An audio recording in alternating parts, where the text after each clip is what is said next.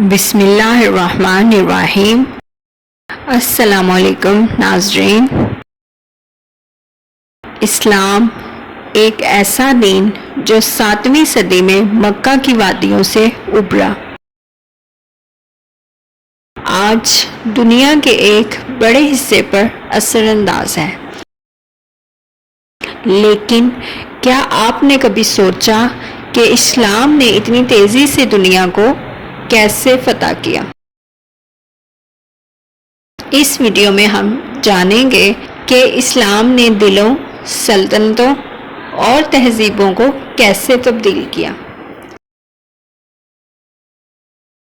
610 عیسوی میں غار حرا میں حضرت محمد صلی اللہ علیہ وآلہ وسلم پر پہلی وحی نازل ہوئی۔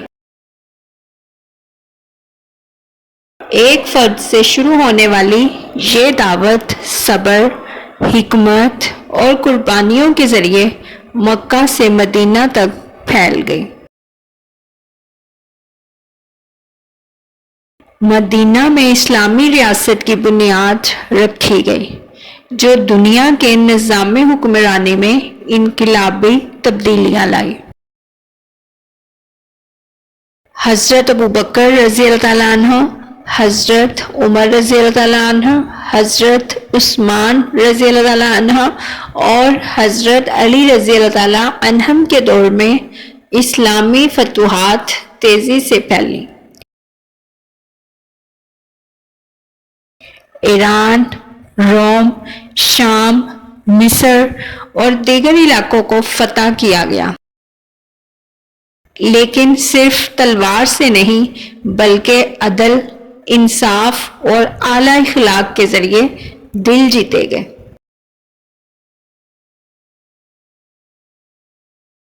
بنو امیہ کے دور میں اسلام اسپین سے لے کر وسطی ایشیا تک پہنچ گیا۔ طارق بن زیاد نے اندلس کو فتح کیا،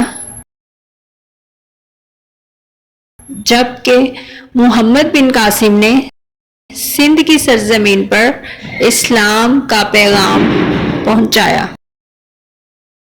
بنو عباس کے دور میں اسلام نے علمی اور تہذیبی میدان میں بے مثال ترقی کی۔ بغداد دنیا کا علمی مرکز بن گیا۔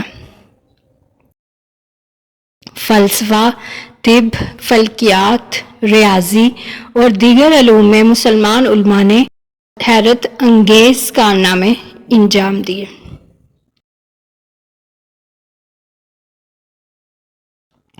اسلام صرف تلوار سے نہیں پھیلا بلکہ تاجروں، صوفیاء اور مبلغین کے ذریعے افریقہ، انڈونیشیا، چین اور یورپ میں داخل ہوا۔ ان کے حسن سلوک، سچائی اور کردار نے لاکھوں لوگوں کو متاثر کیا۔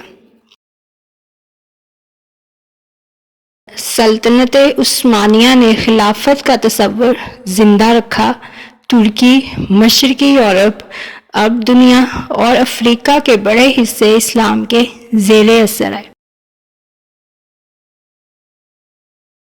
عثمانی خلافت ایک طویل عرصے تک اسلامی دنیا کا مرکز بنی رہی۔ جب اسلامی دنیا میں داخلی کمزوریاں بڑھیں تو یورپی طاقتیں مضبوط ہو گئیں، خلافت ختم ہوئی، مسلم ممالک کو تقسیم کیا گیا، لیکن اسلام کا پیغام باقی رہا۔ یورپ، امریکہ اور دیگر خطوں میں اسلام پھیل رہا ہے۔ انٹرنیٹ، تعلیم اور بین الاقوامی رابطوں کے ذریعے اسلام کا تعارف ایک نئی نسل سے ہو رہا ہے۔ اسلام کی اصل فتح زمینوں پر نہیں، دلوں پر ہے۔ کردار، اخلاق، انصاف، علم اور امن، یہی وہ ہتھیار تھے جن کی وجہ سے اسلام نے دنیا کو فتح کیا، اور یہی پیغام آج بھی دنیا کے لیے روشنی کی کرن ہے۔